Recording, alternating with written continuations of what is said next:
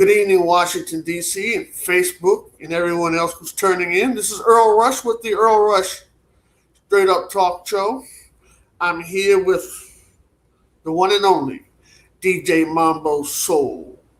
So every time I do an interview, I always go into how I know the person that I interviewed. So let's go through that right quick, and then we're going to get straight to the interview because I know you guys are busy and we're getting ready. School's back. You guys are teaching the kids at home along with taking care of your family. So we don't have a whole lot of time. Well, I first met John through Johnny. I first met Sean through Johnny Johnson. Sean was playing on the Mambo Soul radio show on a Friday night, and at that time I was out in the club, so I didn't really get a chance to check it out. But Johnny, who's very critical, said, "Have you checked out Mambo Soul on Friday night?" I checked him out one night. He was slamming, and plus I was loving the name, like Mambo Soul. Good God Almighty! Then a couple of weeks later, he happened to be playing at a slamming party down in Virginia Beach with the Mambo Room where my girl Sandra was having parties down there at the time. This was before Tanya and Tracy took over. And we would go down there all the time. And he was opening up for Steve Green, and he was slamming. And then I said, you know what? I got to hang out with this Mambo Soul guy because he's pretty good. Good evening, Sean. How are you today? Yo, what's up, Earl? What's going on? I see you. Is that a beard? I see a big beard. You haven't been able to go to the. Yo, I got this beard. I've been growing it since the COVID. pandemic. Okay. Well, about a year before that, but I just let it grow ever since the shutdown. Okay. Well, it looks pretty good. Look rugged. I can see it. I'm going. So you're doing okay, right? So, but are you working from home now, or do you still go into where you normally work from 9 to 5? No, I work from home. I was blessed. My job's been great. They let me work from home, so keep me out of trouble, keep me from getting that coronavirus, and I really appreciate it. It's really a blessing because a lot of people are out of work. So, I'm just blessed to have a job that's, we're still able to function because I am a essential worker. And they said, hey, you can work from home, and they looked out for me. They actually gave us more pay and sent our equipment to our house. So it's a real blessing. Yeah, that's definitely a blessing. I'm looking for a job where I can work online right now. And once I get it, I doubt if I'll ever go outside again. I'm not just afraid of everything. I'm not going anywhere. But anyway, that's the whole other. Trust me, I love it. I'm hoping that we could stay work from home, and it's just so much easier to deal with. More time to rest, eat better. Health is better, everything. Okay. So there may be some people who just happen to come on to this interview and say, who in the world is Mambo Soul? So I want to give a quick rundown if someone is watching this interview and they are not aware of who you are. It's a long list, but I think I can remember everything that you got going on. DJ Sean, Mambo Soul, right-hand man for SalsaNow, right-hand man for Stuckonsalsa, right-hand man for DCBX, plays a lot for DJ Philly Boy Rolling up in Philly. He's co-producer and co-creator of the long-running famous Salsa Underground along with his business partner DJ Dola. And this is things that he just does on the side. He has a real life and he has a real job. Those are things that he just does on the side. He also is a fabulous person who designs flyers, graphic artist. I guess that would be the word for it. And he's also plays different type of music as well. So, Sean, let me ask you: how do you juggle? How do you wear so many hats? How do you juggle so many duties? Oh man, it's not easy. Besides work, DJing, graphic designing, and I'm also starting photography. It's not easy. And then on top of that, you have your regular life. Right. I am a father. I have a 9-year-old son. who's not with me. He's definitely with me in heart and soul, but he's with his mother out in the Philippines, and juggling everything between my personal life, being a father, doing these different trades. It's not easy. And then I got a full-time job, because a lot of people who reach out to me and say, hey, Mambo Soul, can you do this? Can you do that? And don't understand that this is only my side gig. I do work 9 to 5 and I got other stuff going on, but I try to make do. And fortunately, I got people in my life that's understandable, and they allow me to do what I can, and in between working and having fun. So it's really a blessing. Well, it's a lot of things for you to do, but let's not kid ourselves, Sean. As you said, you do have a real life and a real job, so you do all those things. They're all part passions of yours. Okay, I mean, It's all in my heart. It's all passion, and anything that comes from your heart, you make time for it. I love helping people. I try to do the best I can. I'm also trying to hustle like everybody else, because in this world, we ain't none of us are rich. I mean, some of us are, but the people I know, we're not rich. So it takes a right, couple trades to just make your ends meet. definitely, definitely. So, Sean, were you playing other types of music? I know you play hip hop and house. Were you playing those types of genres of music before you got into Latin music business? Absolutely. I actually started DJing when I was it was a long time ago. Actually, I started DJing, not necessarily DJing, but I was to follow my brother. I have my brother Daryl. He's about 5 years older than me. He was the one that started DJing. I used to just watch him, and then when I went away for college, I kind of took his equipment and started DJing in college, and that's where I started spinning house, dance hall, rockers, hip hop, of course, and I was doing that, at Hemp University, and then once I left the school and started working, I got away from it for a little bit until I started dancing salsa, and that's when Okay, I said, I might want to get back into DJing, because in Hampton Roads we had no salsa DJs. The only DJ that we had was Steve Green, and he was actually my mentor. He's the one that came down and started playing this fire. I mean, right, he was just killing it. I was like, who is this dude? This dude is right. just playing music I never heard, because the only thing we heard was going to a Latin club, and they play a lot of different flavor of salsa that I used to hear. Then when he came and playing some Fania and some salsa Dora, I said, man, this sound is, I never heard this before. Right. So I was really, that's how I got back started DJing. That's how I started my salsa DJing career. Okay, so let me ask you this, Sean. You got into it because of the music, but why did you Right. start taking classes? Just between you and I, was it because you could see that the women like guys that know how to dance, or you just wanted to dance? Which one was it? Why did I stop taking salsa classes? Good question. Was it because of the women? No, no, no, no. I always, man, if anything, taking salsa classes is the thing to do to meet women, because when you over there and you get the chance to meet women one on one, every time you rotate, you get that's the opportunity to break that ice. But for me, my passion was always salsa, but this is the way I can contribute. I told myself I was going to get back into salsa dancing, because sometimes you start to lose that connection.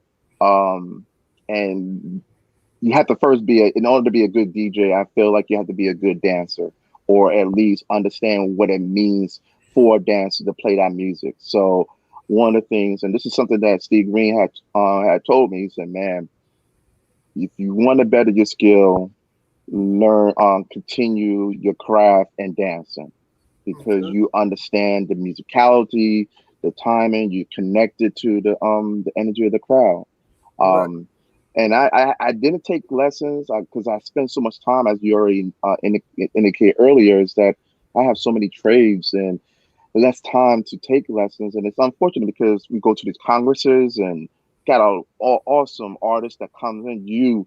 Earl, you bring in some killer lineups, killer workshops. And I'm like, man, but while I want to take these workshops, I'm already preparing to play that for that night. So people don't notice, but that Right. day or 2 days or 3 days before, I'm preparing because you got me spinning with Jose Rodriguez and Roland Simmons, Philly Boy on two, and Steve Green and Renzo.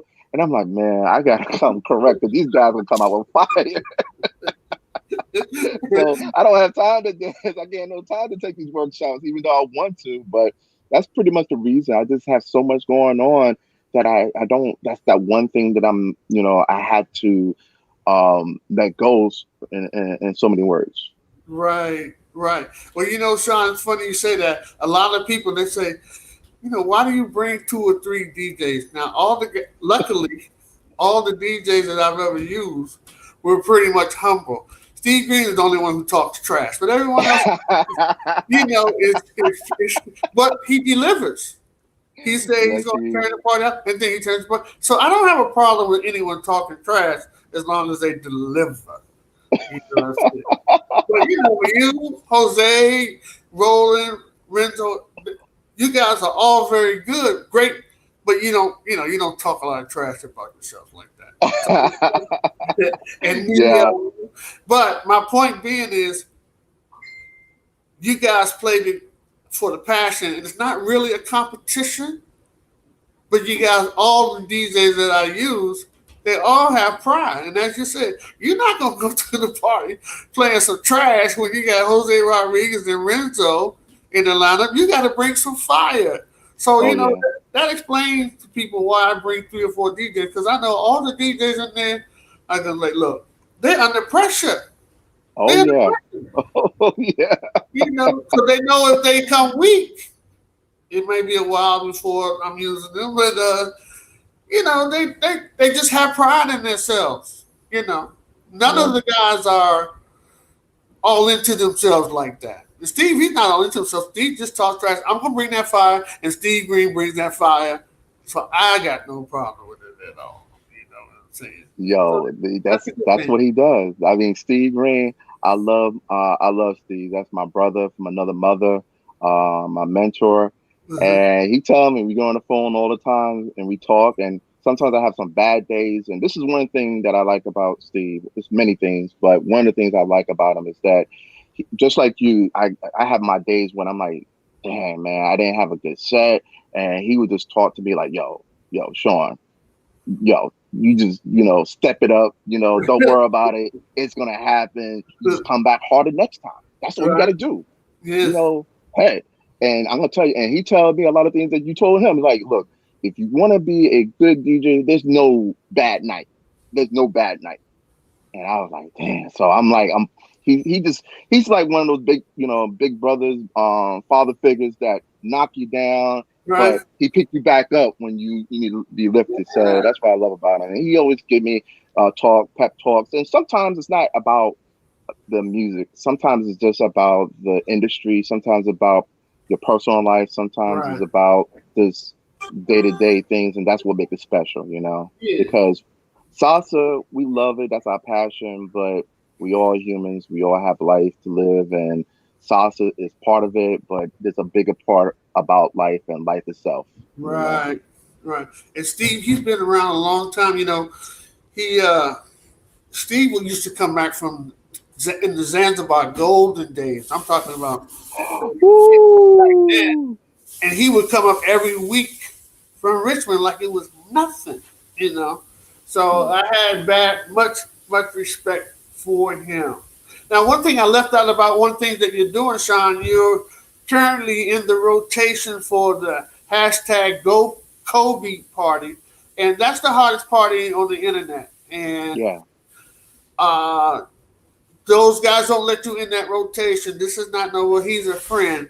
it's kind of like an honor to be selected for one of the events. Do you want to can you give a shout out to some of the guys? I don't want to mispronounce one of the co-producers' names, but you know all the guys that you work with. Go ahead and give them a shout out. Oh man, there's so many out there. The ones I have to definitely bring to attention is Hong. He is one of the main administrators along with Salsa Jim out in Canada. Hong. He used to spin out in California, San Francisco, I believe, and now he's in Philly. I was one of the original um, Kobe party DJs when they came out when the coronavirus first got started. Said, "Yo, brother, Mhm. there's a lot going on. We're going to try to play some music, keep people entertained so they can stay home, stay safe, and not get crazy staying at home. Are you down?" I said, bet. And so I was one of the original DJs. And you have a few of them that's out there administrating. Ricardo, he's another one, very good guy. They all work so hard, putting that together. And I love now it. you, I you love it. got a lot of online production, and these guys was one of the first ones that brought it out. Yeah, yeah, yeah. And also, Sean, let me talk him into coming back to the Mambo Soul Radio. Like he don't have a whole lot. Like he don't have a whole lot of other things to do. I think him and Roland just said that they would come back because they think I might, because I'm petty and I would be mad or something. So they said, yeah, Earl, we'll do it just so we won't make you pissed off or nothing. But the Mambo Soul Radio is coming back strong next week. We have a special guest that's going to be starting off things with Sean. Roland, DJ Jose Rodriguez, and there'll be times where even the guys from my man from Boston, Johnny Geraldo, will be doing some special sets for us as well. So we got some special things coming up with that. So that's going to be really, really good. So Yeah, Sean, you're from Brooklyn. How did you end up in Virginia Beach? actually, I'm from Brooklyn is part of Long Island. I was born in Manhattan, raised out in Long Island, Freeport, Long Island. Then went to school, up to college. I went to Hampton University, which was in Virginia. And then once I left school, I kind of resided there. Got got a full time good job with the Ford Motor Company, and then I just settled. I bought a house. Actually, at that time, I got married. Had my first kid. Well, actually, around that time, I had my first kid, and I just settled there until when we had the recession. Unfortunately, some things didn't go well with me. The Ford closed down. Things started changing, and I wanted to restart my life all over again. I just took whatever I had, packed up my car, and came to DC. Wow. And that's where I was going through a lot of emotional, a lot of mental changes.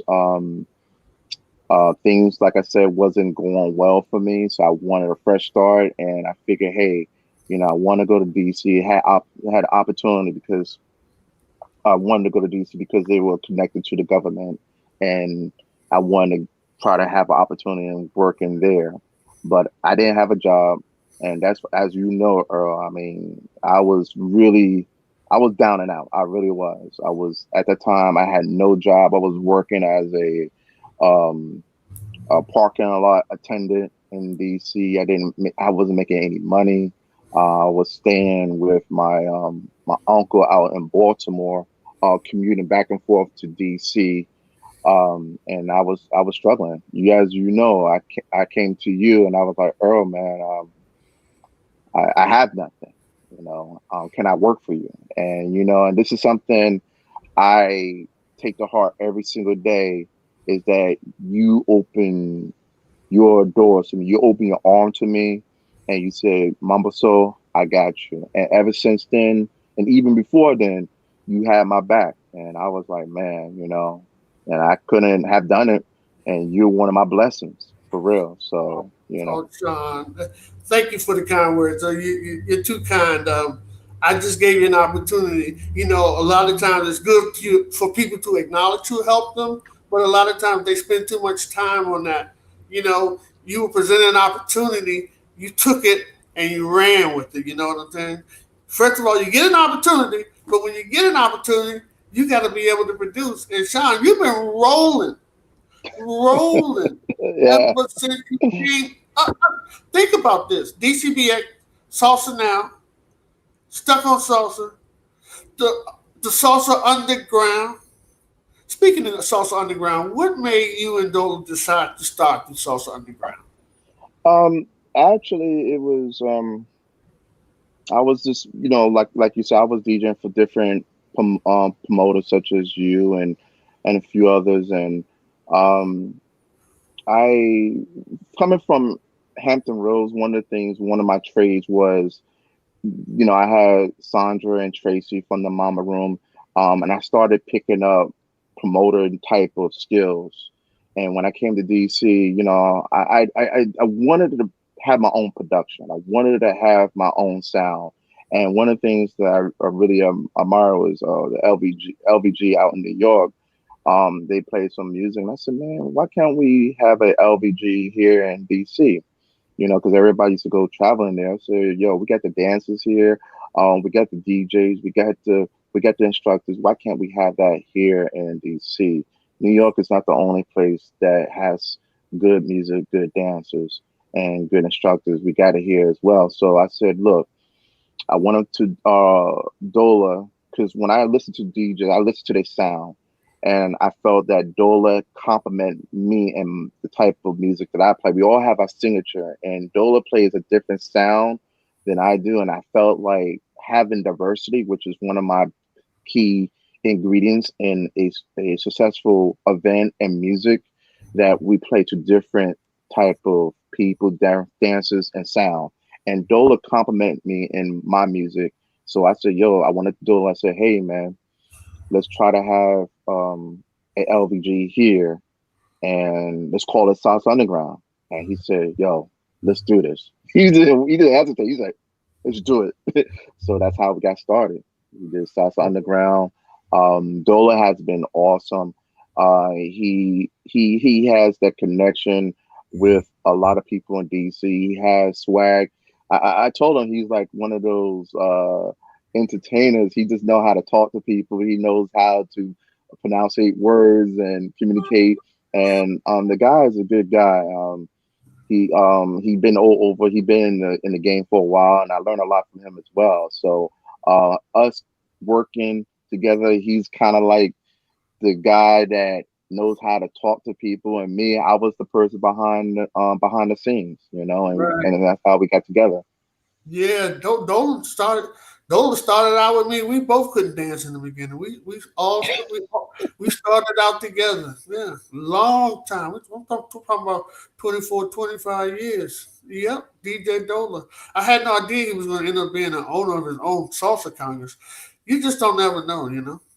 Yeah, he's doing big things, and he been in the business for a while, and he has his ideas, got good ideas, and he's a very good businessman. I mean, I think I don't want to talk about his personal life or anything, but I think he's an entrepreneur by trade, and it really shows. So yeah, Okay. I definitely learned a lot from him. Yeah, Dola, he's a good guy. He's a good guy, you know. Now you've been when you came to DC, you were kind of like fortunate because when you came here, we had slamming DJs already here Oh from DJ Renzo, DJ Neo, DJ Jose Rodriguez, DJ Andy was coming in. So I would imagine it's possible that you may have learned some things from them, or all of them possibly. man, I learned that's one thing I learned something from each DJ, no matter who it is. I learned something from them. Renzo, Hercules, Paul. I used to talk to Paul. Neo. We used to chat, and he used to give me some tips. He's like, "Yo, do this." I remember spending with Renzo a couple of times. Um, I remember Eric B. I used to watch his videos. I used to listen to his stuff all the time. I learned a lot from all these guys because these guys are killer DJ. And that's the funny thing about coming to DC. I never even, I asked you, can I work for you? But I had never imagined in a million years of playing along with these guys because these guys are beasts. I mean, seriously, I was like, yo, I'm like nervous. I'm playing here. I'm like shaking and stuff. And I was like, these guys just bring nothing but fire. And I was like, man, I was just so blessed, and it just made me work hard, like you said. You have a spin over at the what you call it, Lucky Strikes and stuff like that, and you had me spinning with some of these cats, and I'm like, oh man, let me go ahead. But I learned a lot. Renzo, I learned a lot from. He's a killer bees, Hercules, all these guys, and some of my brothers out there in Virginia. We come up together, Kevlar and A plus. Those are my Virginia brothers over there, and they represent as well. So I learned a lot. I mean, it's Yeah. always, and I'm a humble guy. It's not, if somebody tell me they playing fire, they're playing fire. They're good. All these guys are good, and there's nothing wrong with saying that, man. Because these guys, we all family, and I Right. tell them straight up, like, man, you killing it, man. Yeah, yeah. Mhm. You try to make you're making me look bad, but I really appreciate them because these guys are really humble cats. They want you to do well, and that's one thing that I really appreciate being in DC. These guys come in there and they know when a couple of times even some of the dances, they know when you're struggling. Like, yo, you're playing fire and they get you hooked up again. You're like, all right. Or they might get you a drink and say, here, drink this, man. And you get loosened up. But I really appreciate them. They're nothing but like brothers to me. And I love DC. It's my home. Sean, I've been not all over the world. I've traveled a bit, just a bit. I'm a little country boy, but it's just hard for me to imagine any area that has as many top flight salsa DJs that we have. I don't know what's going on in Italy, person. But we got about 7 to 8 guys that have all been Congress tested that can run any big party all by themselves. But we have an abundance of DJs here, and it's hard to explain. People that just don't understand. They understand why I won't leave DC because the music's not going to be like here, like it's going to be here. Man, So I tell you, it's very. I don't know too many places that have this many types of good DJs. I mean, I've been to some places now that I travel. There's some good DJs out there, no doubt. I mean, you hear it all the time on live stream, but to have so many in one city is you're not gonna find that. And it's really, and that's what actually helped my learning curve, is that being around these DJs, you hear their sound, they transition, how they read the crowd. You pick up those trades, you pick up those skills from them, and yeah. And I ask them, I'm like, yo, hey, Renzo, what's that? Who's that? What you do? How you do that? And they're like, yeah. They give you little pointers here and there, and you grow, because everybody want to see everybody grow, because there's so much out there. There's a lot of events. We also had Michelle Reyes with Salsa, you know, out there in Bethesda, and we're doing stuff with her, and we all get rotated around, and everybody play for all the promoters, and it's right, good like that, because a lot of promoters, y'all guys work together, nobody's fighting, everybody's cool. Lee comes and bringing us around, and also out there Alex and these from Salsa Now, and Baltimore and Tabitha and all those guys. Everybody is like sharing the love, and we appreciate that. right. Well, we are all friends and we all like to share, but most of the promoters here, they're not going to use you unless you spit in that fire because they can't afford to. You can't afford to have a whack DJ because there are too many other DJs here. And Hey, I'm gonna tell you right now, the reason why I got most of these gigs, and I can say most, I would say 99, because I don't know, it probably would be 100, is because of you.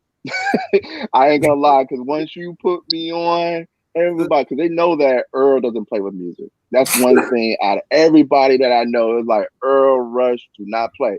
I remember talking to Steve Green, and he was like, "Yo, if you're gonna play for Earl, you better come correct. You better play fire." I mean, literally, I was like shaking. I'm like, man, it was like at a bonfire, fireplace. Real, he was talking about, it's this guy, Earl Rush. Go Earl Rush. He doesn't play, so if you play for his event, you better bring it. And I was like, damn. And so I was talking to you. I think the first event I did was a Halloween event.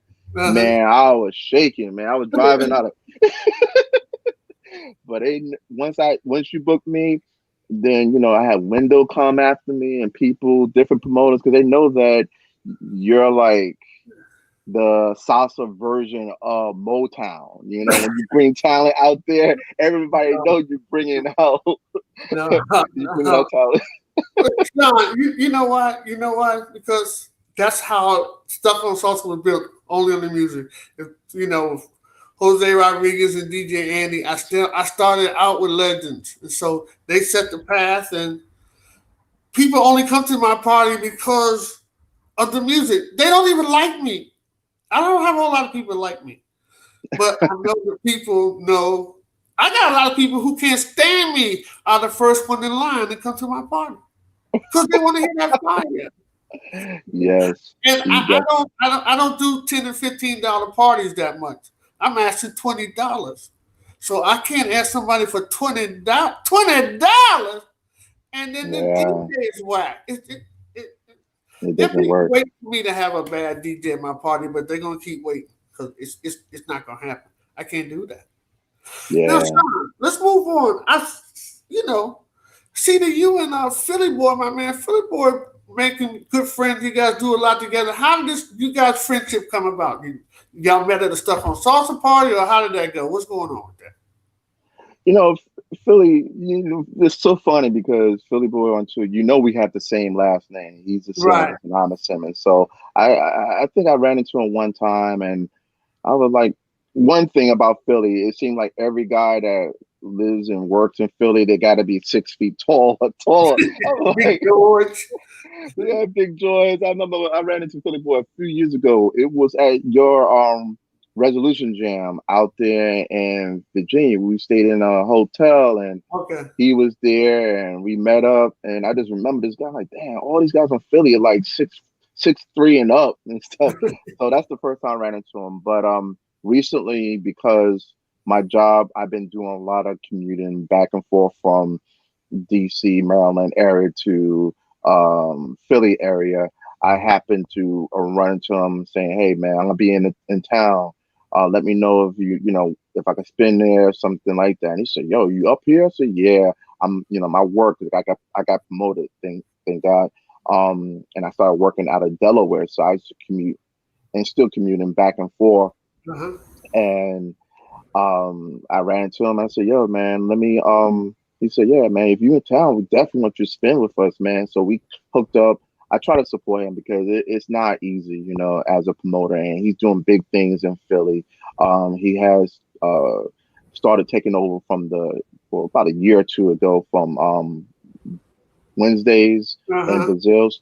He started doing things there, and then he's now I got Lucky Strikes in Philly, and the man is doing it up, and he's also a great guy and great DJ. I mean, Yeah. when he first started spinning, I was like, I gotta hear him. And I heard, like, yo, you gotta hear this guy, Philly boy, and that boy came out with some fire. I was like, damn, this Yeah. guy's killing it. He, he, So he came along. He came along very quickly, but he been partying with us for years and years. I guess he heard, he knew what to play. I guess he had it in his brain. I mean, he's very, very, very good. That's for sure.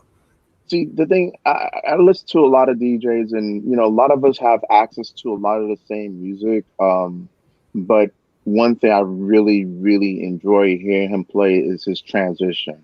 That to me tells separate DJs from one DJ. Of course, hearing selecting music, certain type of music is one thing. Knowing when to play it is another.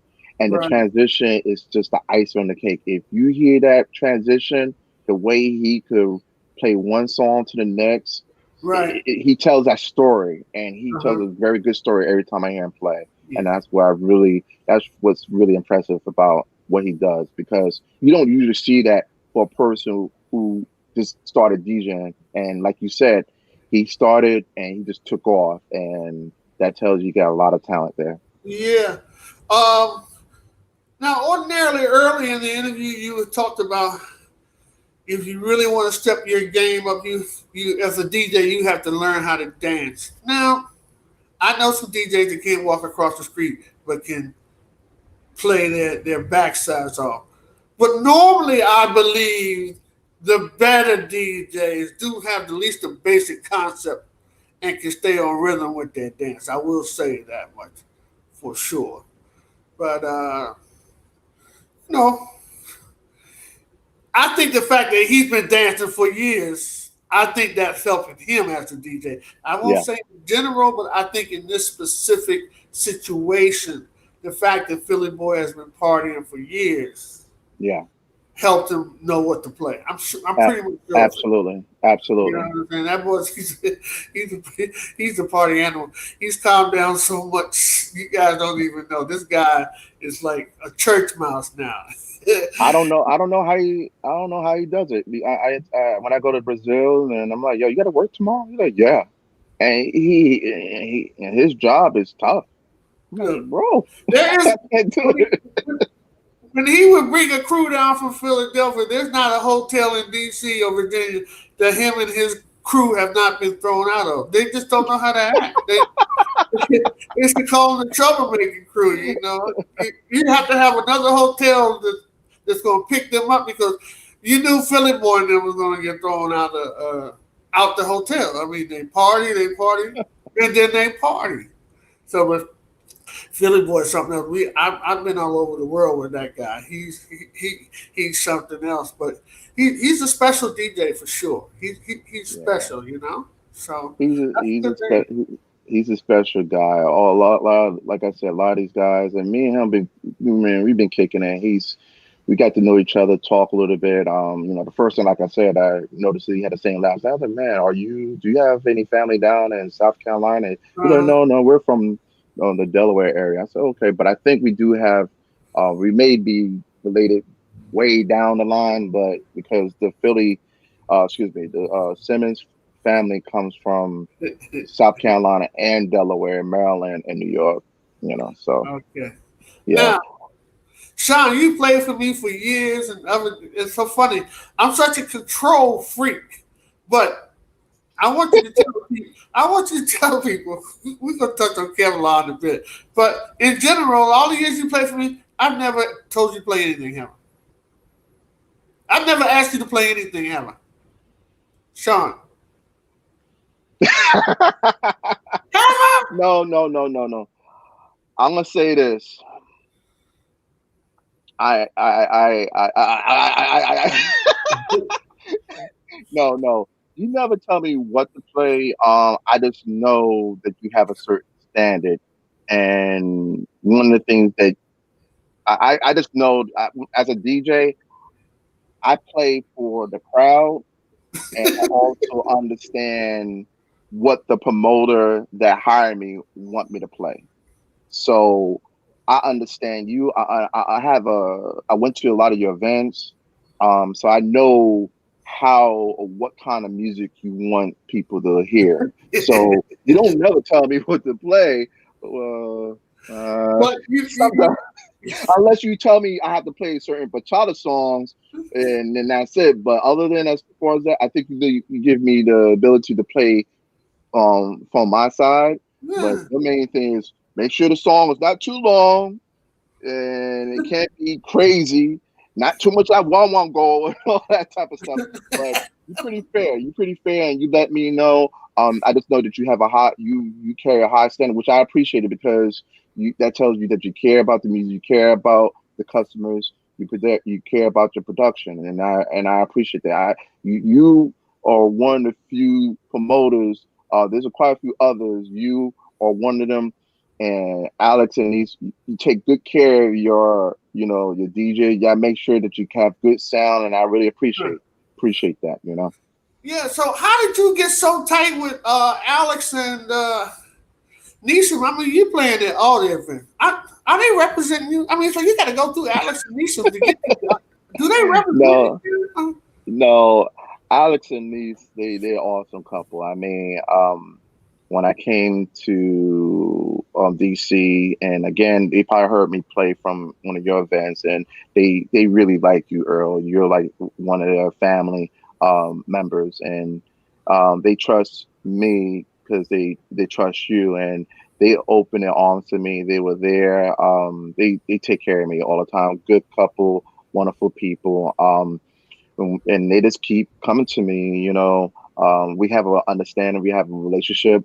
Um, they're good people. They know that I care and I want them to be successful. They know that I put my heart into it. They understand that I don't play just for myself. I play for others. Yes, we have our own signature as DJs. We have our signature that we like to play, but when I know that I'm playing for a different crowd, I try to play for the crowd and not for myself, and they appreciate that. So they always, when they have the event, they say, "Yo, Mambo Soul, would you like to play?" And they always come out, and they're very nice. I love them to death.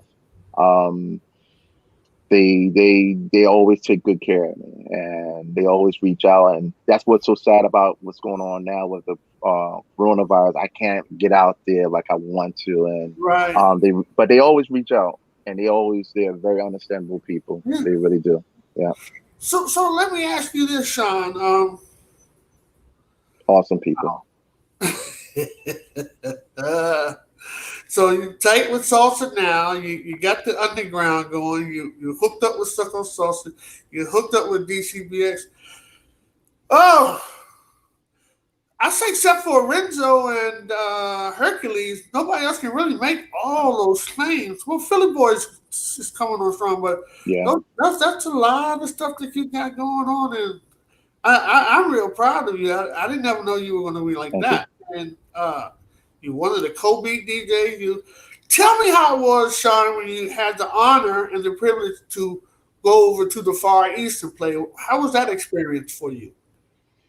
Oh man, it's definitely a different it's a challenge. Number one, because whenever you play outside of your comfort zone, meaning when you DJ here, I had an opportunity to witness and observe. So I kind of know what kind of music to play. But when you go overseas, you playing in front of a different crowd. You don't know these people from Adam. Um, there's one good thing about being in DC. Some of the people overseas used to live in DC, and they used to recommend me, saying, "Hey, bring in Mambo Soul. He's a good people. He's a good DJ, awesome DJ. Bring him over." And then I go out there. I DJ out there in Canada with Guri Guri. Guri Guri. I always want to make sure I say his name correctly. He brought me up to Canada with DJ Nelson. Good guys. We hang out. DJ with Ethan. He out there in Cleveland. Great time DJing at their congresses. I did something last year over with DJ Freeman, Korea. He had me. I was spending with him at the South Korea Congress. What does it call it? The salsa festival over there. Okay. Bujan Salsa and Bachata Festival. And those guys were killing it. I was with this guy named Angel who was out there from Japan. DJ um, Hero, he's also from Japan. And then of course Ethan was there and Freeman we all spent. But it was cool. Certain places they have a different sound. Some of them like a little bit softer music, and then some like the One Won't Go and Bujan. I want to make sure I say it correctly. They Uh, were really hardcore, and it was a okay. great time. Great time. I always enjoy spending out in other countries because it creates more different challenges. Because you really have to pay attention. You have to read the crowd. And you have to be diverse. You have to try to. You just can't come in there with a set mind saying, "Hey, I'm gonna play this style," because Right. you could play one won't go in one crowd and then go to another city and they play romantica mostly. So but it's a challenge and it's an honor and it's a lot of fun because again, we all one family. DJs we get together, have some to drink, some to eat, and we like to kick it. So it's great. It's a great time. Okay. We're gonna switch gears here, Sean. I did an interview with Tanya last week, and I was telling her that I'm not gonna let these people on Facebook destroy my fantasy world with this salsa. I'm not gonna lose no friends. But you know what, Sean? After thinking about it, there are some crazy people out here. I had to get rid of Mm. about 50 people. Have you lost any friends since the COVID virus? Have you lost any friends that was in the salsa bachata scene that you don't want to deal with now? I don't want you to say no name, since you may have seen them say something, post something stupid on Facebook. Let me ask you that. Yeah, I mean, unfortunately, there were some situations where um, Move over I to had the a, center. Sean, move over to the center of the camera a little bit more. You're more towards the side. Come over. yeah. Let me do this real quick. All right, Okay. okay. But yeah, I lost some light there. But yeah. Basically, what happened was I there were some people that just came out wrong. I mean, I just don't tolerate racism. Right. If you're racist, I can't deal with it. I mean, everybody have a, I don't care who you vote for. If you want to vote for this person or that person, um, and you may have certain ideologies, it's cool. But once you start crossing that boundaries of disrespecting people and being racist, I gotta let you go, man. I try to keep everybody in a circle because we live in a world where a lot of people like to stay in this circle and have this and keep that circle of friends that share the same thoughts. So if they have this bad way of thinking, they always like to confirm their bad beliefs. So I always try to have people who who are like this and I try to educate them. And I have people come at me and say, Sean, man, you got some crazy friends. I do that on purpose, because I feel like a lot of this have something to do with knowledge. So I try to keep them in my circle so they can still see that how what they're thinking and what they're seeing it's not that's not the world. Um, and I try to communicate with them, but I have people who send me messages and saying some negative things, really bad things about me and people that I associate with. They call me a racist. I'm like, I'm not a racist, man. I'm race conscious. I see what's wrong with the world, and then coming from a person um, who been oppressed, who been attacked by the police and been discriminated against, they coming at me at a wrong angle.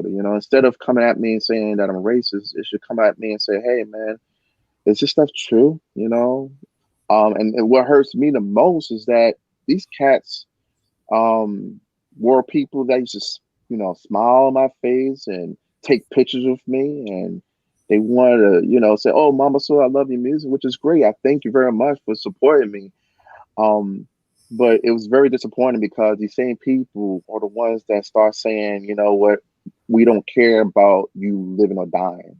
We don't care about you getting shot and getting and killed by the police, you know.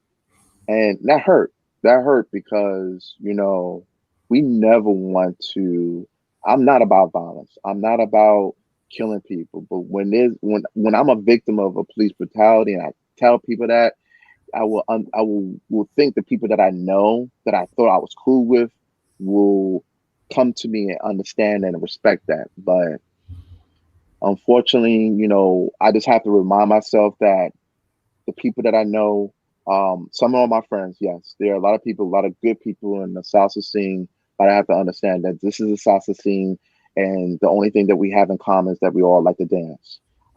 If they become friends with me, that's cool. If we have the same ideology, that's fine. But I have to understand that we all have our differences still, and we just all came in here to dance. But again, we live in that world now. We live in that world where everybody feels it's okay to disrespect other people, and that's not cool. You can say what you want to say, just but be polite in this talk with a little understanding. That's all. Yeah. Did you? I was watching this video the other day where a guy had a gun. You know, he had a gun, and the police was just like talking to him, calm down, calm down.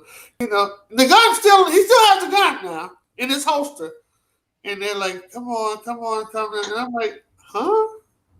You know, if you're gonna treat that gentleman like that, I think everybody should be treated the same way. That's all.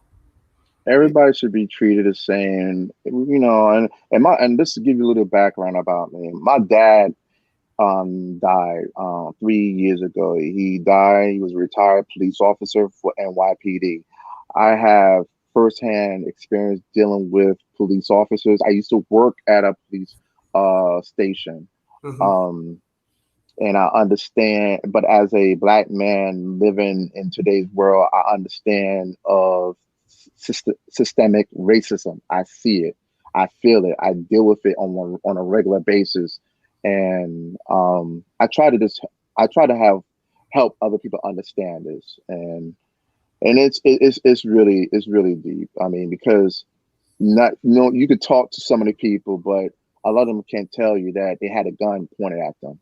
I Right. had a gun pointed at me. Uh-huh. I was a victim of police brutality, Okay. and I come from a family where my brother was a police officer, and my father was a died as a retired police officer. So I understand. They understand. I see both sides of it. I see there are good cops, and I support all good cops. I don't, but there's a lot of bad cops, and there's a system that is unfortunately unfair to those of color. And we just need to see that and try to fix the system. Nobody trying to. I'm not for burning down buildings. I'm not for shooting people or anything like that. I'm mostly one of the non-violent people that you're gonna know.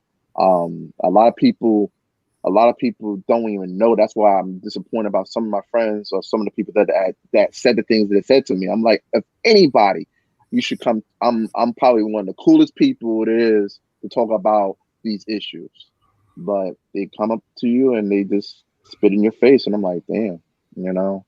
But it's all good. I just hope that you know people will come together. We will come back together. It's kind of messed up because in the salsa scene itself being a melting pot, I'm very surprised of how diverse we are, but how separate we are as individuals.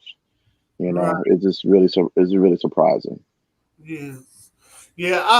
I tried to hold on, because Salter's my fantasy world, but I seen some stuff this week. I'm like, you guys got to go. You just got to go because you know again, I always say the same thing every week. It's not about black or right. It's about wrong or right. I mean, some things are just wrong and some things are just right. That's all. And if you It's can't see that, it's not about who you vote for, right wing, left wing, Republican, independent. I don't care. it's But about some things being a are just wrong. Some things are just wrong. it's about you're right. It's about right and wrong, and that's all it is. I'm not Nah, that's all it is. This is about right and wrong. It's about just being good people. I don't care if you vote Republican. I don't care if you vote Democrat. I don't care if you vote whoever. Just just vote for a good person. Be a good person. Try to be a good person. See the understanding. Just communicate. We don't have to disrespect one another. We don't have to come off and disrespect people because we just don't believe in the same thing. I understand the frustrations as African Americans. I understand it.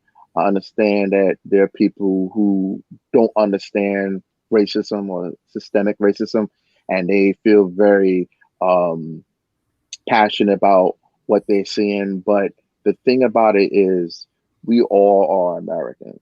We all are Americans. And the thing about it is, unless you are that top 2%, we all have issues. We all are dealing with some type of struggle.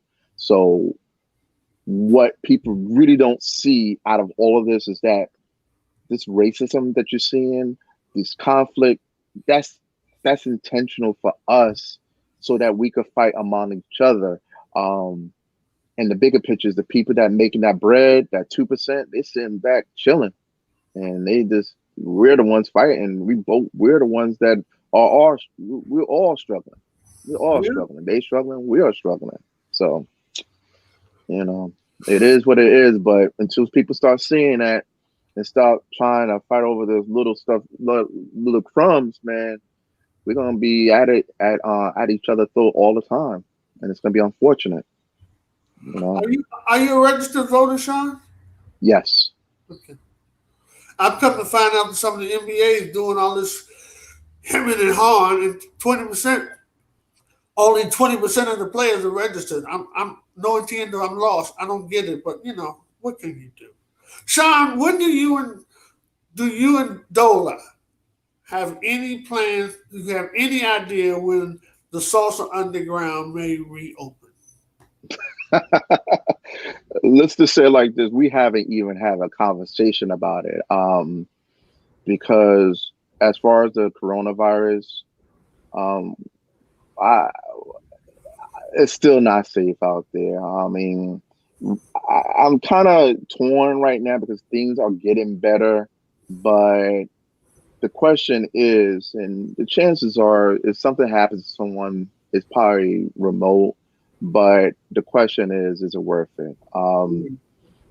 By CDC guidelines or WHO guidelines, if your percentage positivity rate is about less than 5%, it's okay to open up.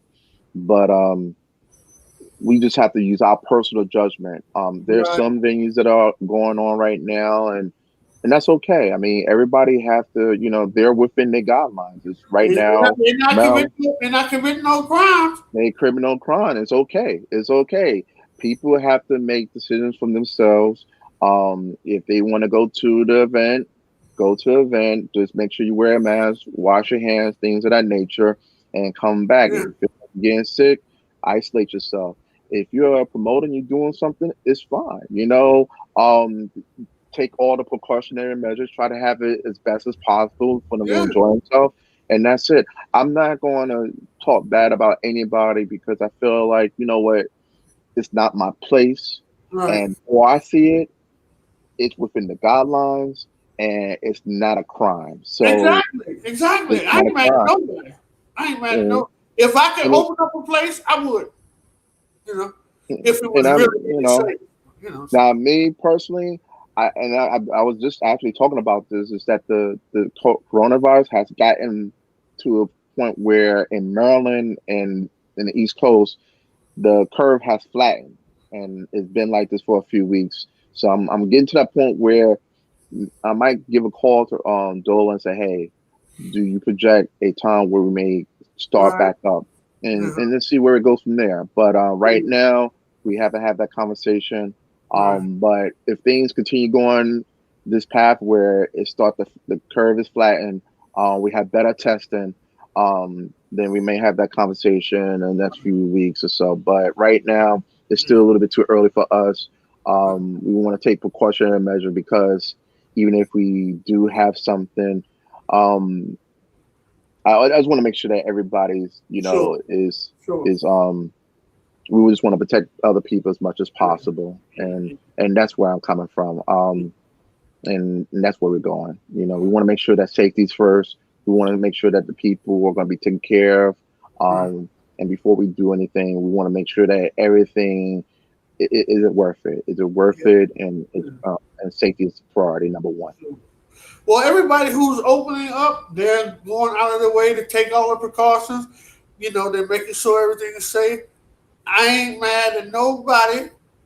People got to do what they got to do. I ain't trying to shame nobody. I ain't trying to blame nobody. I'm just trying to take care of myself and mind my own business. Yep. So I And ain't that's mad and at nobody for nothing. No, I'm not. And again, I'm not mad at anybody. And I think that I think in one hand it's good because some people may have need to go out. I just finished talking to a friend of mine, and she said that she just couldn't take it being in the house, so she had to go out, and she feels so much better. So there are reasons for it. And I'm not mad at anybody. I won't be mad at anybody for starting it. I just feel like, hey. It's not against rules. It's not against the law, and it's within the guidelines. So it's all good. And Yeah. they're doing everything they can to keep everybody safe, and that's what we all want. You There know. you go. There you go. Sean, I know you're busy man. You're doing a whole lot of things. I want to thank you so much for taking the time to let me chat with you one on one. It's always a pleasure talking to you and seeing you. I like to be here. Before I let you go, how's your son doing? Is your son doing okay? He's a handsome young man. Thank you. He's doing great. He just started his school up again. They have school from home. Hopefully within the next couple of years. If not, I mean, actually, I'm hoping next year. But if not, within a couple of years, that he'll be spending time with his daddy. Beautiful. But thank you very much for asking. All right. Sean, take care. Stay safe. Thank you so much for the time. Hope to see you soon somewhere. We're going to have a big, crazy party when everything is really, really okay. And it's going to be great. Thank you so much, Sean. Have a great Mm, evening. Thank you, Earl, and thank you very much for having me. You All take right. care and be safe. All right. Love you, Okay. bro.